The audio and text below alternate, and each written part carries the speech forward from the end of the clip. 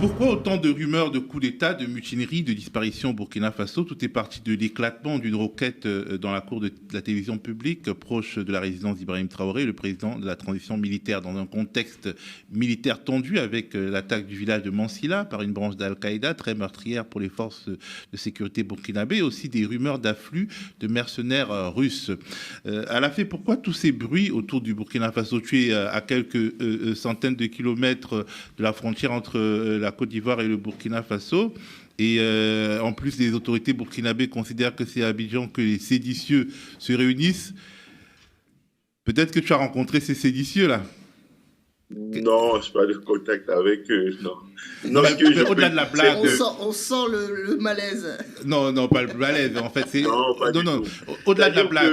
Au-delà de la blague, pourquoi tous ces bruits? Ouaga, non, il n'y a rien. Je crois que Ouaga, on a vu la sortie. Je pense que s'il n'y avait pas eu de sortie du président de la transition, qui est désormais le président du Faso, dit-on, donc s'il n'y avait pas eu cette sortie, les rumeurs auraient pu continuer, mais sans doute depuis le jeudi, avec un conseil des ministres qui était prévu justement le jeudi, dit-on jeudi 20 et non le mercredi 19, bon, les rumeurs peuvent s'estomper. Il y a eu une non-communication, une mécommunication ces jours-ci.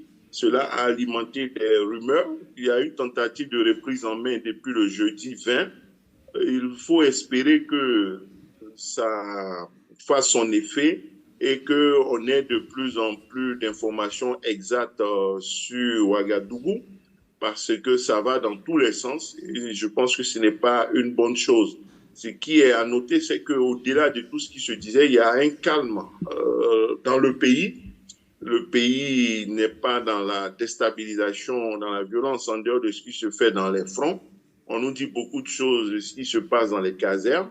Nous n'avons aucune réalité. Il faut simplement considérer, de mon point de vue, ce qui s'est passé le jeudi 20 et noter qu'il y a certes une communication minimale, mais au moins le président est apparu, un conseil des ministres s'est tenu. Donc, bon, RAS quoi. Alors, on a l'impression, à la fin, quand même, qu'il y a un fort activisme national et international autour de l'armée burkinabé, ce qu'elle fait pas. Et finalement, la fameuse guerre informationnelle dont on a parlé pour dire que la Russie s'ingère à travers les réseaux sociaux. On a vraiment l'impression que les réseaux sociaux, les rumeurs sur les réseaux sociaux, les fake news sur les réseaux sociaux se retournent contre le régime militaire burkinabé qui, effectivement, a comme neutralisé la presse et que désormais, finalement, c'est sur Twitter, sur Facebook, sur les boucles WhatsApp que se fabrique tout et n'importe quoi au sujet du Burkina. Oui, bien sûr. Et puis, c'est vrai que j'ai dit, c'est calme en ce moment à Ouagadougou, c'est tellement, mais il y a eu quand même un malaise, il y a eu des tensions, il y a eu quelque chose. Au-delà de ce qu'on peut appeler stratégie de camouflage, d'une volonté de Ouaga, comme a dit le chef de la transition, de pousser l'adversaire et l'ennemi à se dévoiler, de créer les conditions pour voir le dos du nageur. Au-delà de tout, il y a eu quand même un malaise. Il y a quelque chose qui n'a pas bien marché ces derniers temps. On en saura un peu plus. Mais en attendant les versions officielles, en attendant les témoignages précis, dans le contexte du Burkina, oui, il y a eu beaucoup de fake news. Il y a eu, c'est des activistes, c'est souvent des profils anonymes ou des, comment on appelle ça, des avatars qui ont donné les informations. Et à Ouaga, on dit que les avatars, là, leur connexion Internet, c'est en Côte d'Ivoire. Oui, c'est pour ça, c'est comme... Non, pas tous. Pas tous, hein. Pas tous, hein. Ils ne sont pas forcément en Côte d'Ivoire, tous. Non, pas du tout. Il faut les identifier, les clarifier. Henri Segbo, je ne sais pas, les Max Sommet ou autres. Il faut avoir des éléments précis hein, avant de les identifier en Côte d'Ivoire. Tout comme il y a aussi des activistes pro-AIS, pro-Ouaga ou autres qui sont en Côte d'Ivoire en faisant croire qu'ils sont à Ouaga. Vous avez vu, il y a certains qui ont pu être arrêtés à des moments. Donc, ceux qui sont en Côte d'Ivoire, ce ne sont pas des avatars. Ceux qui peuvent être en Côte d'Ivoire, ils peuvent être des visages connus, des activistes ivoiriens qui ont des positions qui ne sont pas dans des actions de déstabilisation comme ceux dont j'ai parlé. Ce que je veux noter, c'est que même les activistes pro-Ouaga ou AIS ont été dans une période de trouble où ils n'avaient pas les bonnes informations pendant quelques jours et ça s'est emparé de tout le monde. Et il y a même médias mainstream, des médias dits sérieux qui ont rapporté des informations, pour ne pas les citer, alarmistes, donnant l'impression que tout était fini. Tu parles des médias français? Oui, bien sûr, il y a eu une nouvelle suspension des médias. Le TV5 Monde. À quelle idée, à quel point, ça donne à quel point le trouble a gagné. Mais selon vous... Mais Salomé, justement, est-ce que finalement, c'est pas, le Burkina n'est pas finalement devenu un trou noir de l'information, comme disait Reporters sans frontières? Il y a beaucoup de rumeurs aussi, parce que l'information, il est quasiment impossible aujourd'hui de faire son travail du journaliste normalement à Ouaga, ça il faut le dire. Oui, c'est ça le sujet et c'est ça la crainte, c'est qu'en effet, très peu d'informations fiables ne parviennent maintenant à l'extérieur. Et donc, on est dans une situation vraiment alarmante où, évidemment, les informations fournies par la télévision française publique, TV5, RFI ou TV5 autres... Monde, c'est francophone. Oui, enfin, c'est public, non? C'est public francophone. Public francophone ne sont pas fiables, hein, puisqu'on l'a vu.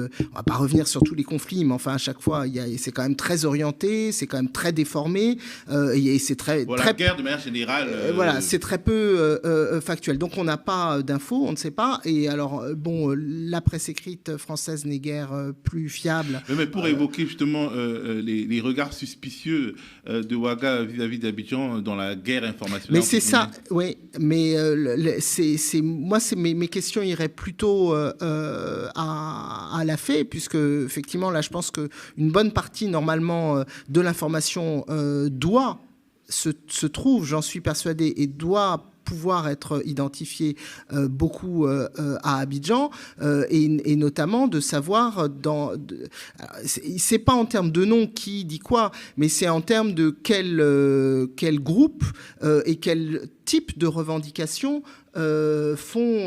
émergent si c'est contre la transition, ça vient d'où? Ça vient de qui et pour promouvoir quoi à la place de cette transition? Ce sont ces éléments d'information qui seraient intéressants. La parole à la fait sur, au-delà des cancans et puis de l'activisme numérique, sur le regard que peut porter aujourd'hui la Côte d'Ivoire sur le Burkina, qui est quand même un voisin immédiat avec lequel il est impossible de faire la guerre sans prendre des coups soi-même dans ce contexte spécifique. Mais avant ça, je voudrais faire parler Fabrice de l'impossibilité aujourd'hui de savoir exactement ce qui se passe au Burkina. On a hésité à évoquer ce sujet aujourd'hui parce qu'en réalité, on ne voulait pas relayer des rumeurs.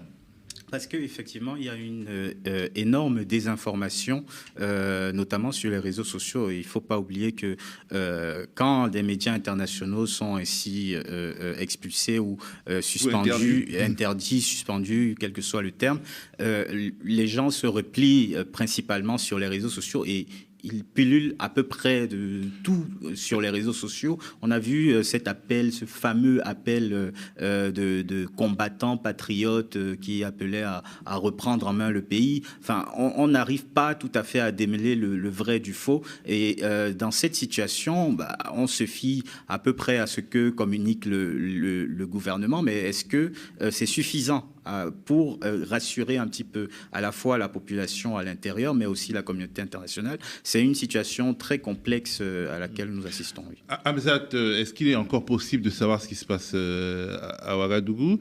Et est-ce que finalement le pouvoir burkinabé n'a pas été, entre guillemets, déstabilisé cette fois-ci par ce qui a fait la force de ses sympathisants, de sa force politique, c'est-à-dire les réseaux sociaux? C'est sûr que les réseaux sociaux peuvent être utilisés, peuvent vous échapper et partir dans tous les sens. Donc du coup, il y a un enjeu sur ce qui s'y passe, sur ce qui s'y dit, sur qui dit quoi ou qui prétend dire quoi. Donc il y a une vraie difficulté à démêler le vrai du faux. Il y a un enjeu aussi de fiabiliser les sources et de sécuriser les sources, à la fois sur le terrain, d'avoir une information qui vient du terrain, parce que très probablement la situation sur place est sans doute entre guillemets plus calme qu'on ne la montre de l'extérieur. Donc là aussi, en même temps, c'est aussi de la faute de ce pouvoir qui empêche la presse de travailler. Disons que c'est les conséquences, effectivement, de ne pas avoir une presse fiable dans tous les sens du terme. et d'ouvrir la voie des non-professionnels, parce que même ce qu'ont fait les médias occidentaux, c'est du non-professionnalisme. Ils diffusent des informations pour lesquelles ils n'ont aucune source, aucune vérification. Donc effectivement, donc du coup, leur suspension est quelque part, on va dire, naturelle, parce qu'ils n'ont pas respecté un certain nombre de devoirs professionnels. Mais il y a la presse dans locale le même aussi. Temps, On parle beaucoup de la presse internationale. Le Burkina Faso est un pays de médias, de presse oui, écrite, de mais dans le télévision, même temps, de effectivement, radio. la question de l'information locale se pose. Donc du coup, on est dans une situation qui n'est pas surprenante, parce que depuis le début, on est quand même dans une guerre d'information, une guerre de communication. Alors, à la fin, Salomé t'a alerté sur le regard que peut porter aujourd'hui la Côte d'Ivoire sur le Burkina. Tu discutes avec les responsables ivoiriens, puisque tu es à la tête d'un quotidien ivoirien. Est-ce qu'aujourd'hui, ils sont pour une réconciliation avec Ouaga, ou alors ils attendent des jours meilleurs et peut-être un coup d'État dans le coup d'État? Sans langue de bois. Abidjan est dans une posture d'apaisement. Hein. Vous savez, c'est Abidjan qui a sollicité le dialogue avec Ouaga. Il y a eu cette rencontre en territoire burkinabé entre les deux ministres d'État. Abidjan est dans cette posture. Maintenant, il y a des questions sur lesquelles on ne peut pas lâcher. Même Ouaga ne le ferait pas. C'est comme si aujourd'hui, par exemple, on dit, bon, Guillaume Soro passe par Ouagadougou, vous le prenez, vous le ramenez, nous on vous ramène ce que vous réclamez qui sont à Abidjan. On fait ce type de troc.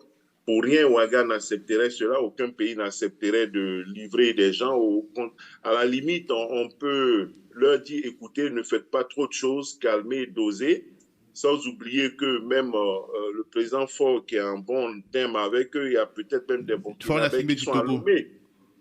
Voilà, le président fort du Togo, il y a certainement des Burkinabés, des Maliens ou peut-être des gens du Niger ou qui ont des liens avec ces pays, directs ou indirects, qui sont à Lomé. Donc Lomé ne va pas les livrer. S'ils font confiance à Lomé en disant qu'il ne peut pas utiliser le territoire togolais pour les déstabiliser, je pense qu'ils peuvent aussi faire confiance à la sagesse d'Abidjan, parce que la réciprocité est possible. Ils peuvent permettre à des Ivoiriens, à des adversaires d'utiliser le territoire burkinabé ou leur territoire pour tenter des déstabilisations. Je suppose que... Ça s'est produit déjà dans le passé, non? Bon, on va évoquer le sujet...